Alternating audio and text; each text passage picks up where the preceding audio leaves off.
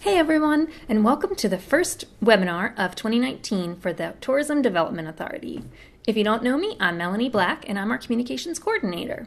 For this webinar, we're going to discuss how and why you can add your own events to our online events calendar on visithendersonvillenc.org.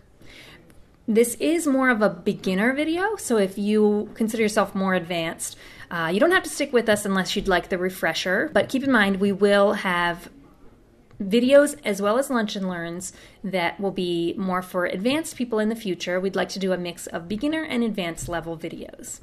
All right, so jumping in, let's first talk about why you should use this as a tool. 1, it's free. 2, our website gets a lot of hits per month. It gets an average of 52,000 eyes on the homepage alone each month. That averages out to a little under 650,000 views per year. And that's a lot of eyes that could be looking at your event. 3, the Visit Hendersonville NC website has excellent SEO. What that stands for is search engine optimization.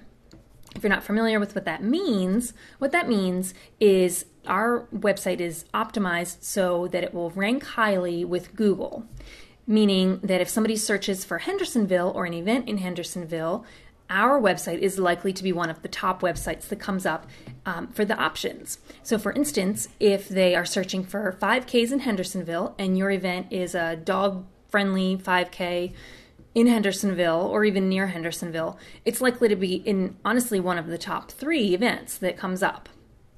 We're right up there with Romantic Asheville. All right. 4, once your event is added to the online event calendar, then here at the Visitor Center, we know about it. And that's really important because at the Visitor Center, of course, we have the volunteers that can learn about the event and tell the visitors about it or go themselves. But also, I work on our printed event calendars that are placed here in the Visitor Center as well as are mailed out to accommodations. And we based that, as well as our social media, off of the information that we have submitted on our event calendar. So while your event is not guaranteed to be approved if you submit it, nor is it guaranteed to be shared on our social media or on our printed calendar, it is much more likely. Well, it's a whole lot more likely than if you don't submit it at all, because then we might not even hear about it. All right, so now that you know why you should add your tourism-related events to our online event calendar, let's talk about what the criteria is very briefly. So first, of course, it has to be a tourism-related event. It also has to have wide appeal, and it has to be open to the public. Those are all pretty obvious. Next, it can't be a business promotion. What that means to us is we don't want something like a Taco Tuesday. We don't want something small that's not going to really draw people from out of town. And then 5, this one is a little bit of a change from how we've done things in the past. If you are hosting an event that requires reservations, that is now okay to add to the event calendar if your event has at least 50 tickets available.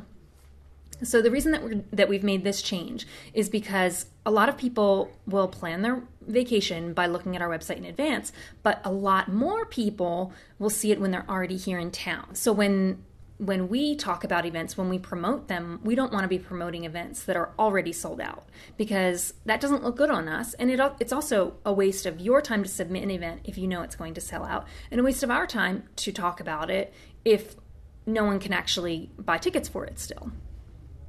All right, and then one of the last things is that if your event gets changed, canceled, or anything changed to it, you have to let us know. So the last one in this section is to add your event as early as you possibly can. We actually already have Christmas events added to the event calendar, and it is only April. So that being said, we prefer if you add your events at least 10 weeks in advance, but the minimum really is 5 weeks in advance. And the reason for that is because we plan out our social media schedule and our printed calendars weeks in advance, and we don't want to miss your event.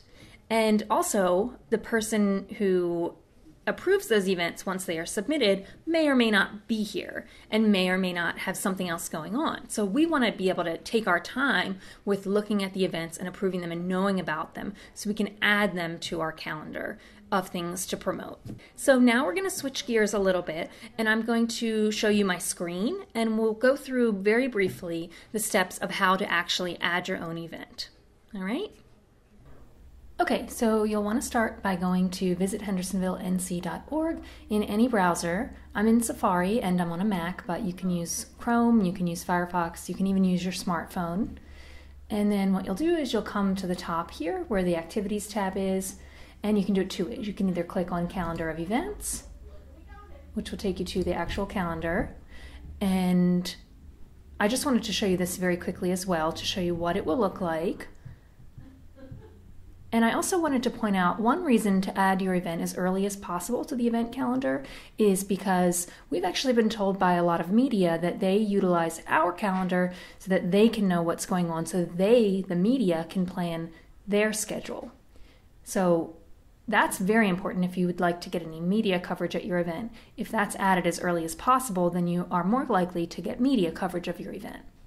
So from here, you can either, from the main calendar of events, you can click on this green button that says Add Your Own Events, or up at the top, zoomed out a little bit, up at the top where the Activities tab is, and then Calendar of Events, there's also another way to add your own events here.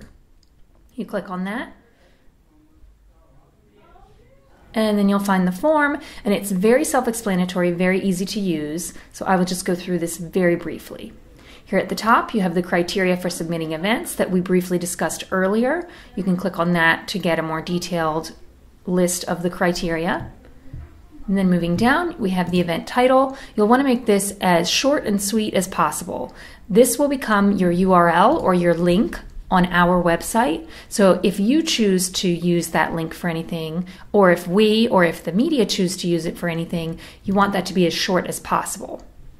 Next, moving down into the description, this is where you want all of the meat and bones to be. This is where you should be including all of your information about ticket sales, a link to that, and of course, all of the information about the event, who it's for, what it's all about, if it benefits anyone, because this is the way that people will become interested in the event, as well as how we can talk about the event and how media can talk about the event. Moving down, you've got the event date and time. This is the actual calendar part. You can select any date or range of dates, and then you can customize it however you'd like by choosing a time, making it an all-day event, scheduling multiple things, whether it's daily, weekly, monthly, yearly, or just one additional time. If you're doing weekly and there's a specific week that it doesn't occur, you can very easily select that date that it won't occur, and then it won't appear on the calendar on that date, but it will still appear on all of the other dates. Moving down to the event image, you should be using a photo of your event rather than your organization's logo, and it should be approximately a 4x6 size photo, wider than it is tall. If you remember from looking at the calendar of events, it looks a little bit better, it fits the space a little bit better when you're looking at everything. If you don't include anything, it just doesn't stand out as well. So we recommend adding a photo if you can.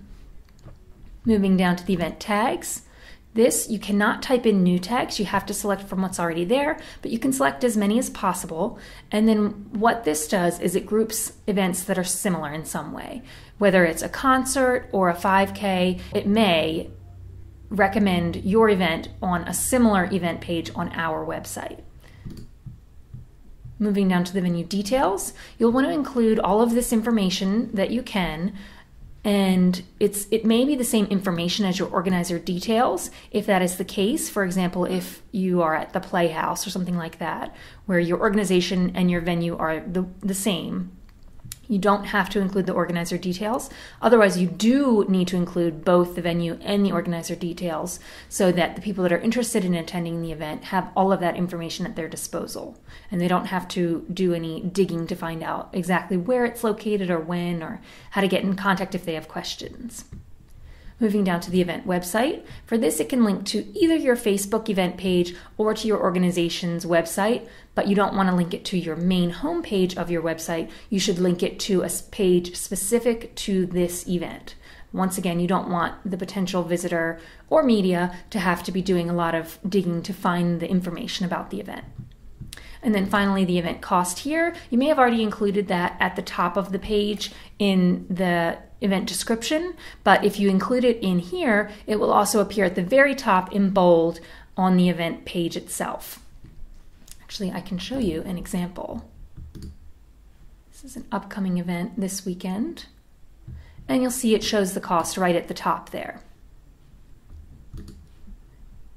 Now, when you're all done with this information, you can click Submit. And of course, as I mentioned earlier, if you do have to make any changes after the fact, you just let us know by calling 828-693-9708, or you can email me at info@visithendersonvillenc.org.